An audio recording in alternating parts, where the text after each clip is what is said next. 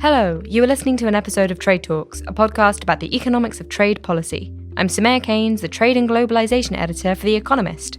And I'm Chad Bown, a senior fellow at the Peterson Institute for International Economics. This episode is about the wonderful, magical, transformative trade deal that on Wednesday, January 15th, we finally got to see. It's the Economic and Trade Agreement between the United States of America and the People's Republic of China, Phase 1. This is a rather long episode, but we have included timestamps so you can skip to the bits you're interested in if you'd like. And first of all, you are going to hear from us, delightful. And then you're going to hear from two ex-negotiators. The first is Darcy Vetter. She's now at Edelman Public Affairs, but in a former life, she was the chief agricultural negotiator for the U.S. Trade Representative's office. And then we'll hear from Lauren Mandel. Before he joined WilmerHale, which is a law firm, Lauren helped to negotiate rules over technology transfer and investment on behalf of the U.S., also at the USTR. Then we're going to talk a bit about why the business community seems to be so happy with the deal. And we will finish with my colleague Simon Rabinovich in Shanghai to tell us about the reaction in China. So, let's begin. First, let's recap what's in this deal. And basically, it's what we laid out in our episode from about a month ago when this thing was first announced on December 13th. There are new rules on intellectual property and trade secrets. There's some new market access. And China agreed to buy a lot more American stuff. There is a novel enforcement or dispute settlement chapter, and just to give a quick summary of how that works, basically, if there's a complaint that one side hasn't been sticking to the deal, then both sides are supposed to talk to each other. And if they can't resolve the problem, then the accusing side gets to apply some sort of remedy. And then the other side, the one that's just gotten hit by the remedy, presumably the Chinese, I suppose, they can decide, do I still want to stay in this deal? In which case, they just have to take it. They can't retaliate. Or do they want to hit back? Do they want to retaliate and withdraw from the whole deal? That's how that works. So, Chad, is this deal everything you've ever wished for and more?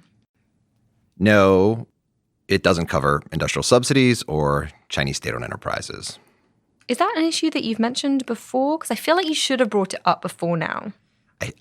I think I did. I'll have to go back and listen to some of the episodes, but I have a feeling that it's something that I've mentioned before. Okay, any other hot takes? So the purchase agreements in this deal are massive, and it turns out they're even bigger, I think, than what was anticipated back in December when we first heard about the deal.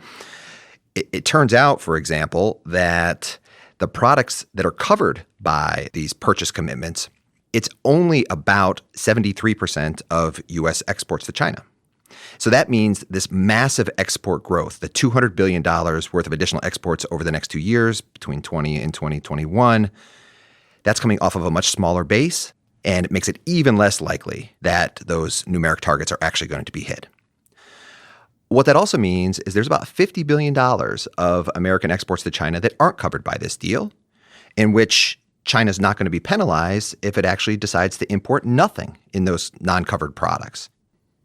Wait, so it sounds like you want them to manage all the trade and not just 73%?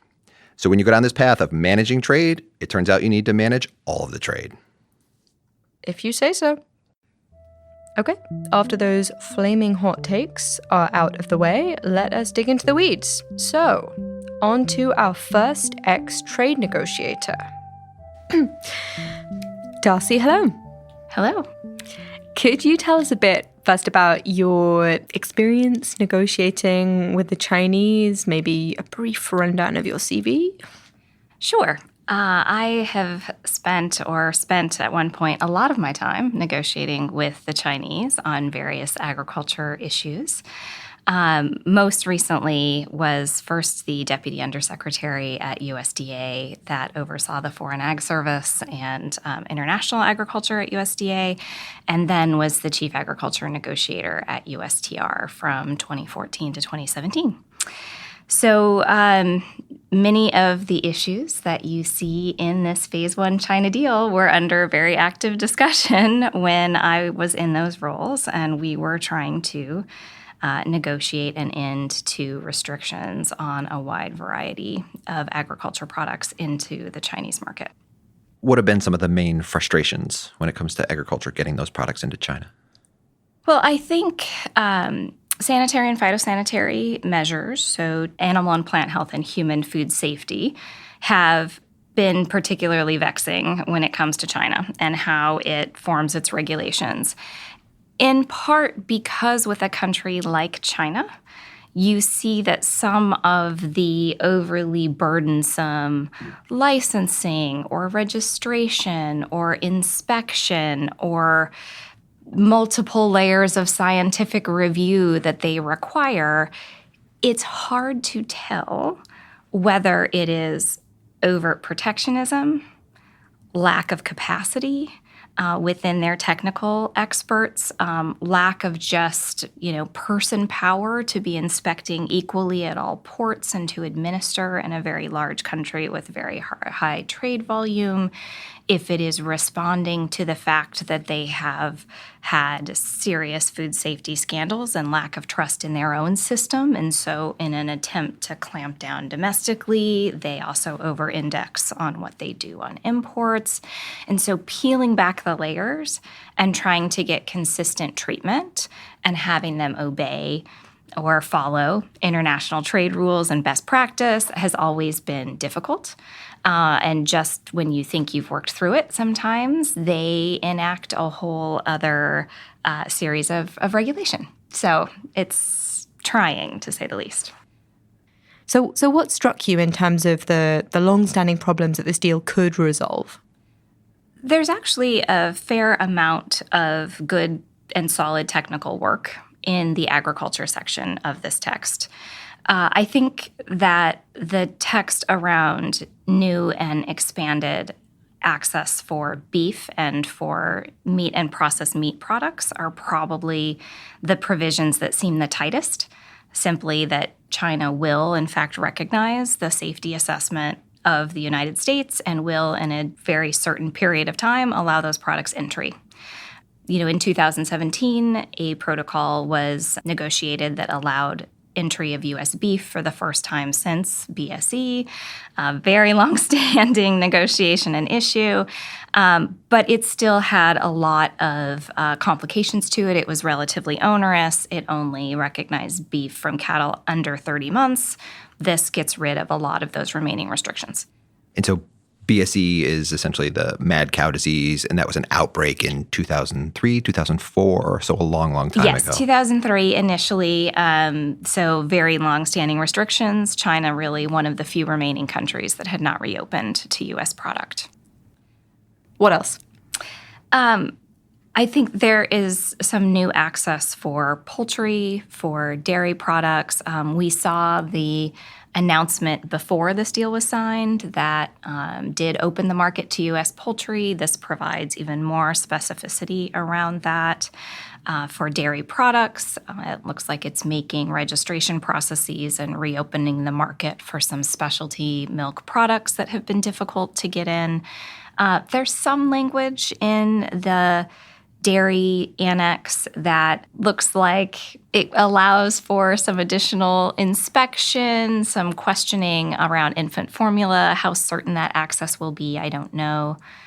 But certainly progress and getting rid of just some of the really bureaucratic steps, additional, again, registration, licensing, onerous processes are dealt with throughout. The problem, I think, with all of these technical regulations is there's nothing that says China might not come up with some brand new regulatory process or registration or new way of implementing a food safety law that has the potential to put us back at square one. But given the existing playing field, I do think this is progress. One thing I heard was a very welcome part of the deal was a bit about approvals for agricultural biotechnology products. Can you tell us a bit about that? I do think there are some procedural advances in this text, some very common sense treatment of how these applications would be processed. That's really positive. There's language in there that says it will be an average of 24 months for China to review and make a decision to either approve or disapprove a biotech event. The word average gives me some pause. That may mean individual applications could take much longer, and there's really nothing that would be out of compliance for that. How many approvals have to be approved before you establish what the average is? There's some questions about how that will operate. One of the biggest concerns that U.S. biotech developers have had about China's system is that they won't start reviewing an application until that event has been approved in its country of origin. So a company might submit their dossier, the scientific information, to a U.S. and a Chinese authority on the same day, but the United States would have to run its complete application process and approve it before China would consider that application eligible for review. That is not addressed in this text. And so that still could be many months to years of process that a company would have to wait before China even begins their process. So if I had to ask for your overall hot take on the extent to which this deal resolves trade issues between the US, China in agriculture, and then the more structural trade issues, what would your take be? Overall, I think this deal does make progress, and it does make progress on removing barriers for a number of products that are of great export importance to the United States.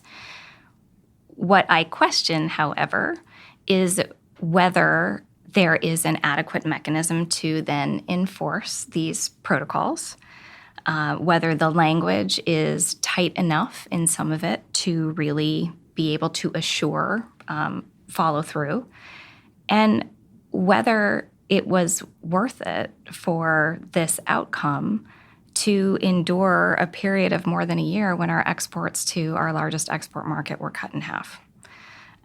There's been a pretty big cost to the ag industry of the trade war that brought us to the table to discuss this, and time will tell whether there is ultimately a benefit. Okay, and I suppose from the perspective of the Trump administration, they would respond to some of those concerns by saying, "Well, look, we've also got a ton of Chinese purchases of agricultural products. So even if some of these structural barriers don't get removed, we've hard coded in the outcome that we want, which is this huge increase in the value of purchases." So let's talk about those. The American lurch towards managed trade. What caught your eye in this section? Well, I think the major thing that caught my eye was the same thing that caught the eye of many others, which is just the sheer numbers and the short period of time to get to those numbers. Obviously, we're looking at $12.5 billion above a high baseline of $24 billion in 1 year. And frankly, we're down at $9 billion because of the impacts of the trade war. And I think the question is, how do you achieve that? And which products will see the benefit? The other thing that caught my eye, of course, is the discussion that within different categories of products, there are limits, but those limits are not being made public, so we don't know in which products we should expect the biggest gains.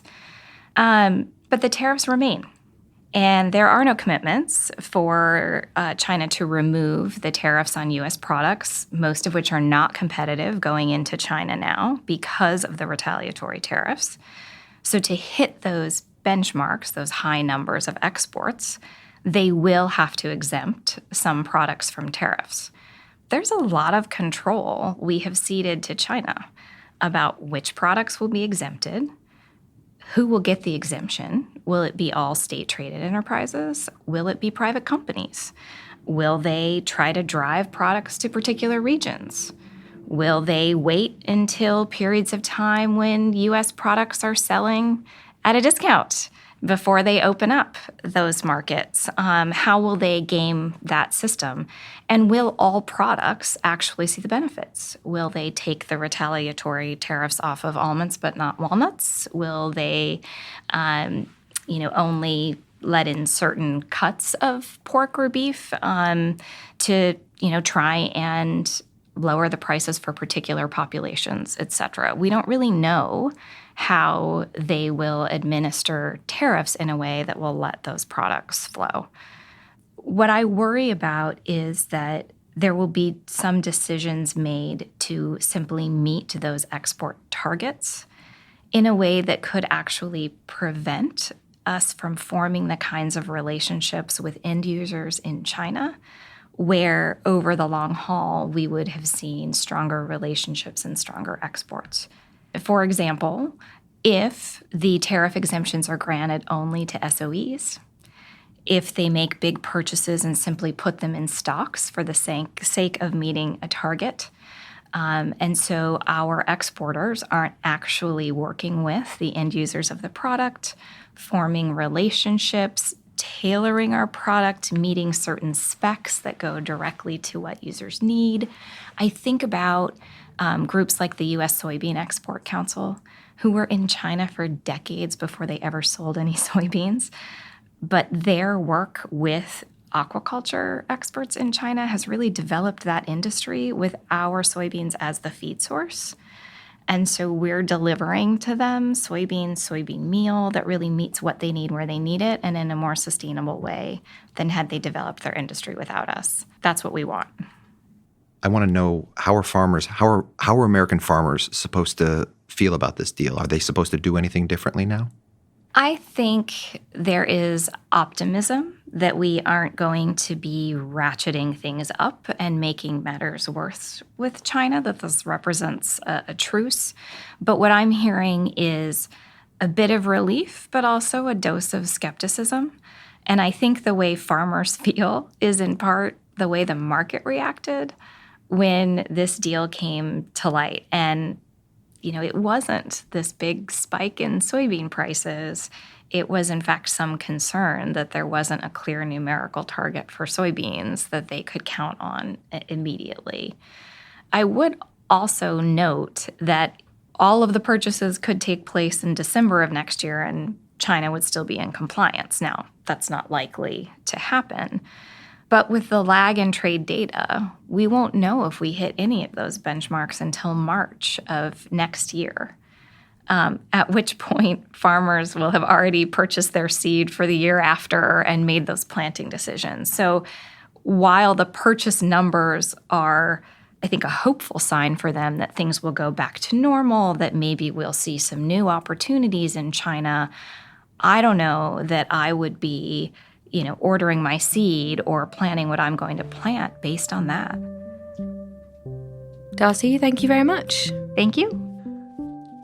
That was Darcy Vetter, the former chief agricultural negotiator at USTR. Next, we spoke to Lauren Mandel, who's currently at WilmerHale, and we should give the disclaimer that he is not representing the views of any of his clients. Before joining WilmerHale, he was involved in negotiations with China. We asked him how. Sure. Up until May of 2019, I was the USTR staff lead on foreign investment, inbound and outbound foreign investment policy. And in that capacity, I was involved both in the Section 301 investigation of China, of forced technology transfer, et cetera. And then beginning in December of 2018, when there was this bilateral negotiation, I was involved for those 5 months. And so I was part of the broad team of USTR negotiators, advisors, participating in the negotiations. My focus, given my expertise on foreign investment in particular, was largely on the forced technology transfer issues, as well as investment market access. As you know, the tech transfer issues are addressed in part, at least in phase one, whereas investment market access is largely absent, with the exception of financial services market access at this point. Tell us a bit about the history of these negotiations. There was, of course, the WTO accession negotiations, which took over 15 years, 18 sessions, culminating in 2001. Before those negotiations, before there was even a WTO, the United States and China were engaged in the initial bilateral investment treaty, BIT negotiations, in the 1980s. At the time, these were unsuccessful, and they resumed again under the George W. Bush administration, and they significantly intensified under the Obama administration in the second term. I was involved in those negotiations, over 35 rounds of negotiations under Obama and Bush. These negotiations have been on ice since 2017, but clearly you can see a bit of a through line in terms of the subject matter and focus of those discussions and these more recent discussions. One more point in terms of the trade and investment negotiations and dialogue, alongside the WTO and the BIT more formal discussions, there have been these sustained dialogues in the Strategic and Economic Dialogue, the SED, which was begun by Treasury Secretary Hank Paulson on the U.S. side, and then the S&ED, the Strategic and Economic Dialogue under Obama. And so there have been lots of talks, and I think it's important to view these talks as a continuation of those previous discussions, albeit achieving a quite a different objective in some respects. Let's turn now to talk about the deal that the U.S. got with China. So in your view, how is it different from the others that the United States has negotiated in the past? It's really a unique deal in many ways, in terms of the scope of the deal, some of the specific provisions in the deal, the drafting approaches in the deal are all somewhat unique. I'll offer some comments on similarities and differences. On the differences in terms of scope, the scope of the deal is much narrower than the typical U.S. free trade agreement, which covers essentially all sectors across the economy. It's also in the area of investment, for example, much narrower than we cover in our bilateral investment treaties. Largely, the Phase 1 deal covers issues the two parties have discussed for years, and where both sides have expressed some flexibility for years. In terms of the specific provisions, some of the pieces of the deal are grafted directly from U.S. free trade agreements, including in the most recent U.S.-Mexico-Canada USMCA agreement. For example, if you look at the intellectual property chapter, there's language requiring, quote, fair, adequate, and effective protection of IP rights. This is very similar to language that we just recently negotiated in the USMCA and other agreements. But then there are other rules in this new Phase 1 deal that the U.S. has never negotiated in a trade agreement, to my knowledge, but which reflect longstanding U.S. asks of China. For example, the provision requiring parties to provide in their domestic law that if plaintiffs make out a prima facie civil case for trade secret misappropriation, then the burden of proof shifts to the other side. That's something that we've asked China for in dialogues in the S&ED, for example, but where we've never achieved that in a formal binding agreement or in another FTA with another party. I'm just going to interject here for listeners that this burden shifting thing is kind of a big deal. It means that the company that you are accusing of stealing your secrets has to prove that they're not stealing your secrets. So essentially, it makes those cases easier to win. Then on the drafting, the approach from a trade law perspective is really very different. There's been a lot made of the depth and length of this deal, over 80 pages, 9 chapters. But when you look at the deal, you don't see a lot of the features, including definitions and clarifications, that you have in many of our free trade agreements, such as the USMCA. If you had those additional bells and whistles, the deal would be probably 3 or 4 or 5 times longer. My view is that the intention on the U.S. side in particular was to sacrifice some legal precision for a more plain English drafting approach. I think there may have been a view that because the agreement doesn't include traditional state-to-state dispute settlement decided by third-party arbitrators, that we don't need all that language. We can say to China, you know what we meant, and we can enforce our rights as we see fit. We don't need to worry about the risks of third-party interpretation or misinterpretation. Now, clearly, there are potential downsides of a perceived lack of legal precision. It may make it more likely that you'll have compliance issues in the future. One final comment in terms of comparing old and new agreements. This agreement, there are very few exceptions in this agreement. In most of our agreements on the U.S. side, you have national security exceptions. You have exceptions for areas like procurement, exceptions that carve out subcentral actors, for example, in the U.S. case, the states. But here you don't have many of those exceptions. You have rules that are clearly stated in plain English. There is an attempt, evidently, to avoid circumvention on the Chinese side.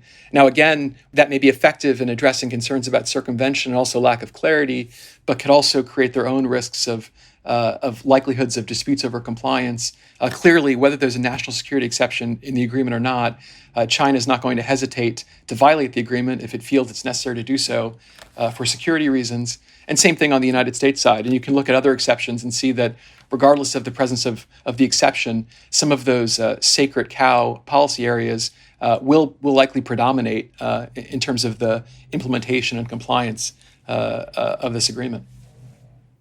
Digging through the details of the deal, which do you think are the most important provisions that represent essentially Chinese concessions that are going to improve the life for American companies that are working and operating in China? I think there are a lot of important and interesting nuggets in the deal that could be very valuable for U.S. companies. I'll highlight a few that are in my areas of expertise. In intellectual property, I think the extensive rules on trade secret protection have been a major priority for U.S. companies operating in China, and they're very impressive and very detailed rules and commitments in this agreement. They will require significant judicial reform in China with respect to civil and criminal liability for trade secret misappropriation. They create obligations on China when China obtains trade secrets or confidential information from a U.S. company, for example, in an administrative approval scenario, obligations on China to keep that information confidential, to refrain from providing it to actors within or outside the government who should not see it. There are provisions on enforcement, on penalties that are novel. I think all of these are quite valuable for U.S. companies. On technology transfer, I should highlight that there's one area that has not received very much attention but is quite important, and that is in the area of indigenous innovation. China committed in the deal to not require or to refrain from requiring U.S. companies to use local technology in exchange for receiving an advantage, such as a subsidy. China has historically used carrots, such as subsidies, to cajole U.S. companies and to require U.S. companies effectively to use local technology, which crowds out U.S. technology exports and causes other distortions in the economy, trade, and investment. And this was a sticking point, for example, in the BIT negotiations. And so I think it's quite significant that it was achieved in this negotiation. One more area I'd highlight is on financial services.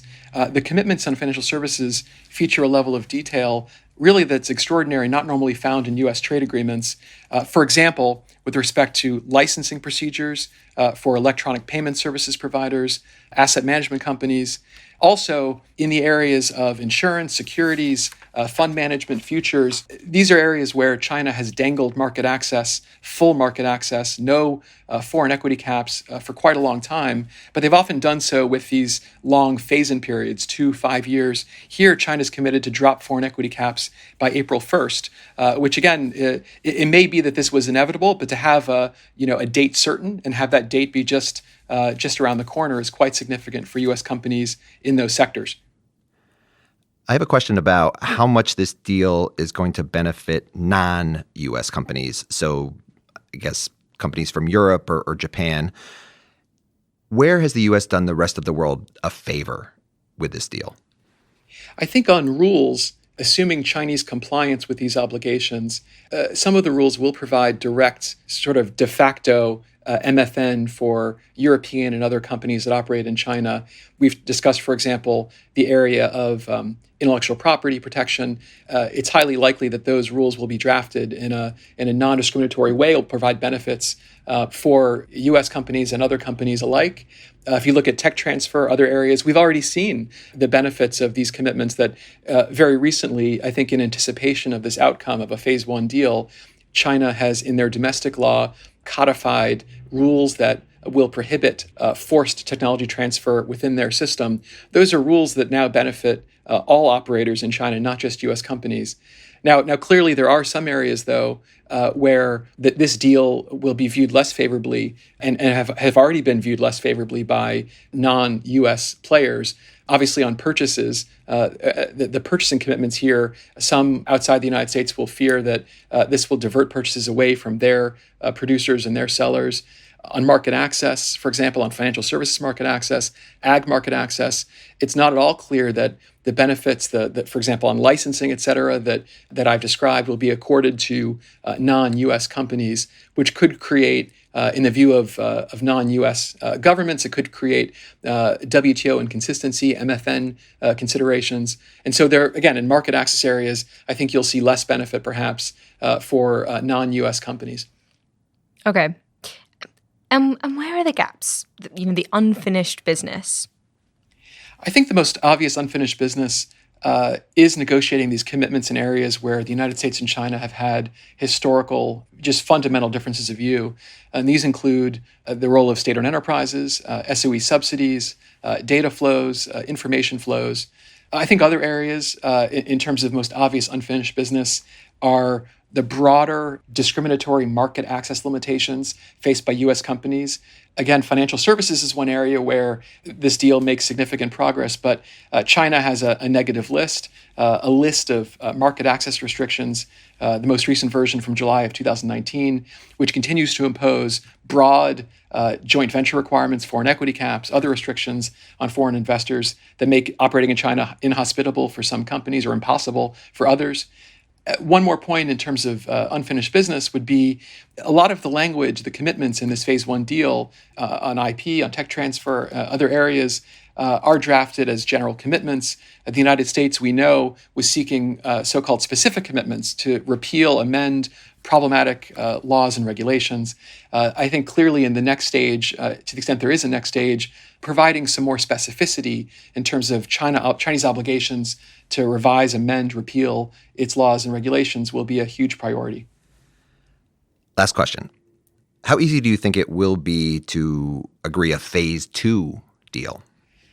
I think it will not be easy. I think that it's very striking in the deal that the one sentence in the deal about phase two provides very little assurance that there will be a phase two now or ever. And all public comments from both the U.S. side and Chinese side, I think, have attempted to tamp down expectations on both the timing and likelihood of a phase two deal, particularly in the next year or so. On the U.S. side, where there's an election happening, on the Chinese side, where they will have to take a lot of effort internally to seek to educate, to comply with these new phase one obligations, and to immediately go into phase two is a significant ask.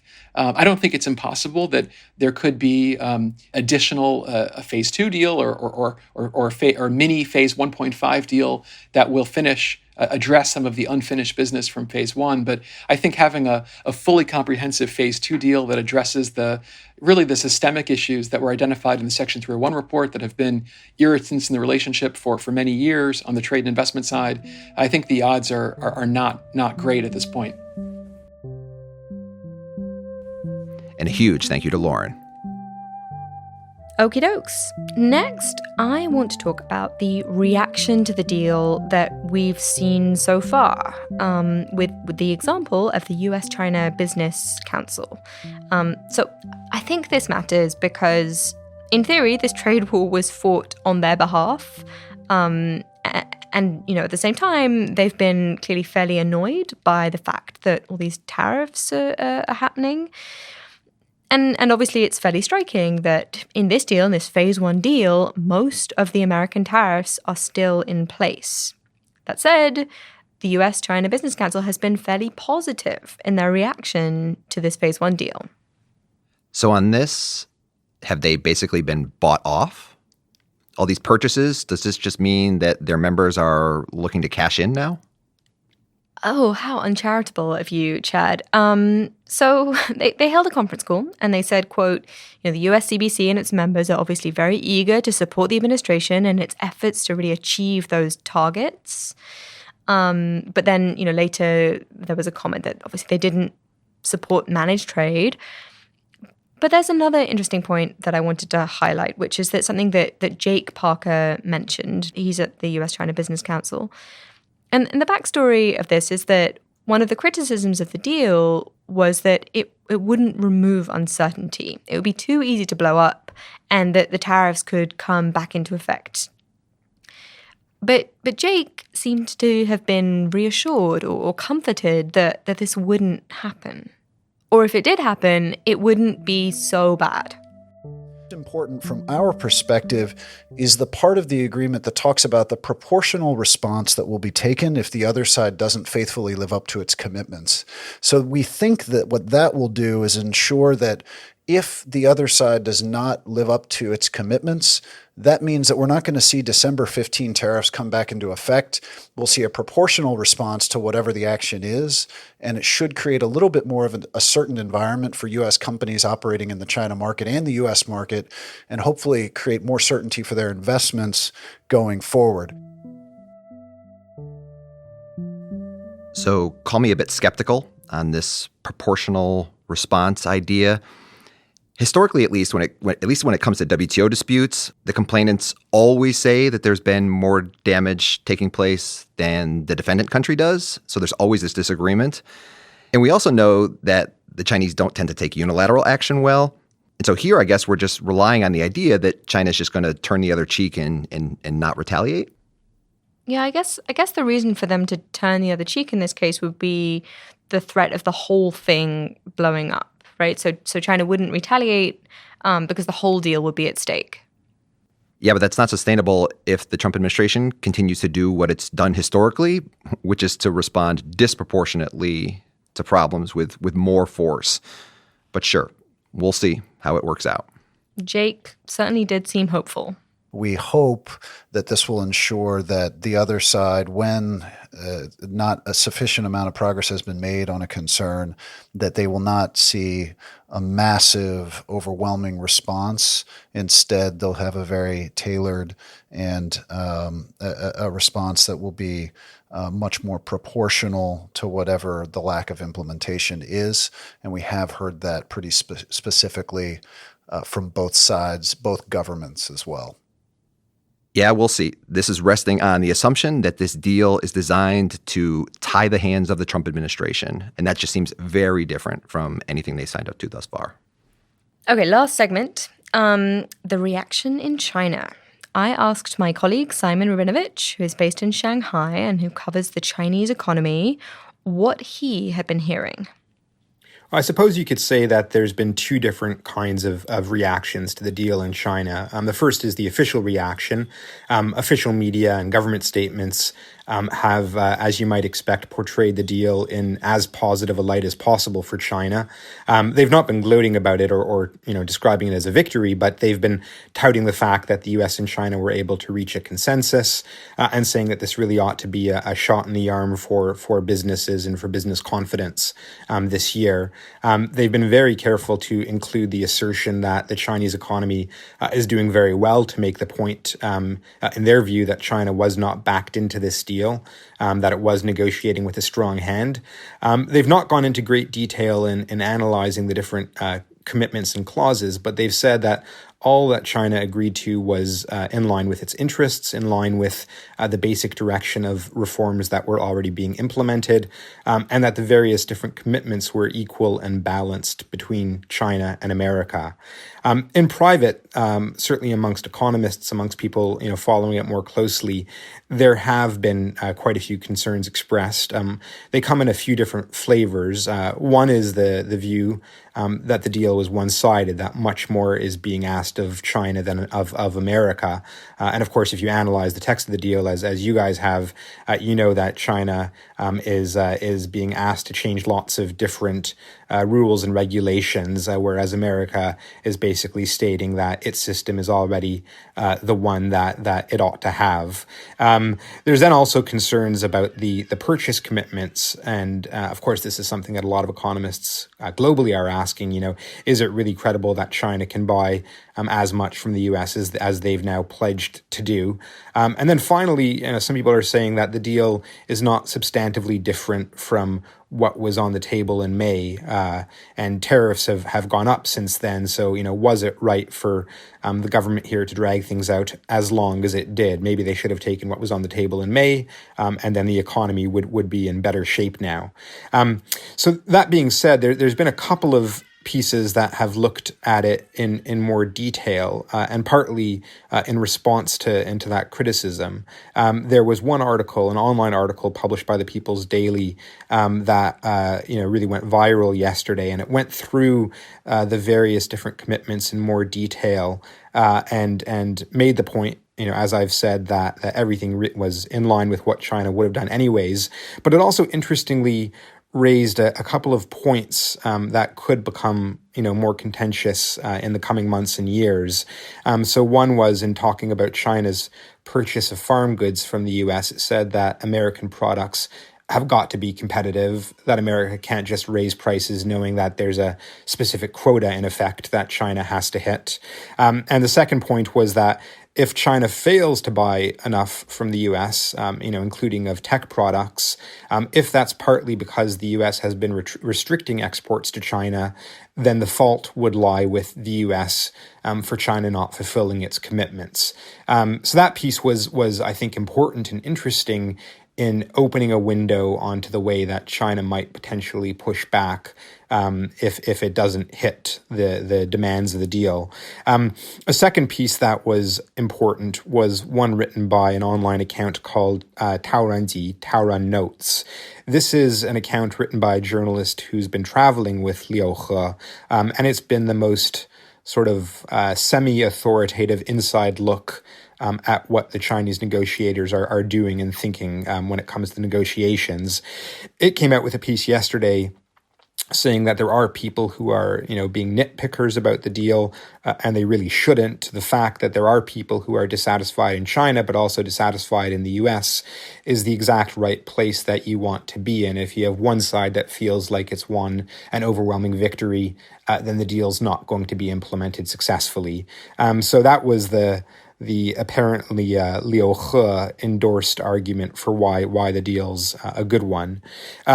Just one thought to leave you with is that, we know that China has a great deal of strategic patience with this kind of thing. And given that it's a deal that unfurls over 2 years, that during that time there might be a change in the administration in America, there is a sense on the Chinese side that, this is not a victory, but at least they've banked a truce. The tariffs are not going to get worse for the next few months, in the Chinese view at least. And therefore, this gives China, time to go ahead and deal with its domestic economic concerns. It's very well aware that the tech competition with America is only heating up.